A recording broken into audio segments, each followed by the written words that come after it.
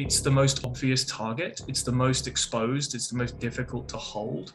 If the Russians take Sjeverodonjeck, that means they basically hold Luhansk, all of it.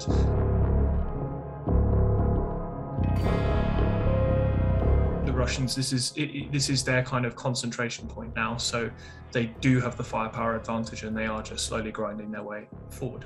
It's very difficult for the Ukrainians to defend against as a sort of direct threat, because in order to hold positions they have to stay there, and so they, with enough artillery fire, almost any defensive position becomes fairly untenable.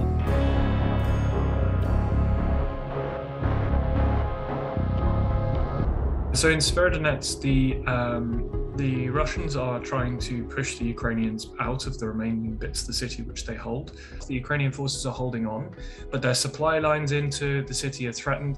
On the other hand, if you look at the front as a whole, Russian offensive operations have largely ceased in most of the front line, because they just don't have the momentum anymore. They don't have the force densities anymore. They still don't hold Donetsk, so they don't hold all of the Donbass. Очевидно, что правила содержания нового миропорядка будут задавать именно сильные, суверенные. If the Russians had taken it when it initially looked like Sjeverodonjeck was going to fall a few weeks ago, without disproportionate losses, then it would probably have had a greater impact than a fall in several weeks' time will do, if it happens.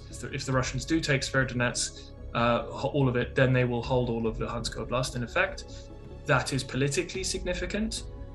Strategically, it's not a huge difference from where we are now, but it would certainly be a significant political blow for Ukraine. And it's worth remembering that a key part of Ukraine's viability as a fighting force going forward is that international partners and allies remain convinced that Ukraine can win, because the Ukrainian economy has been largely destroyed by the Russians, both by blockade and the physical destruction, seizures of territory and population centers.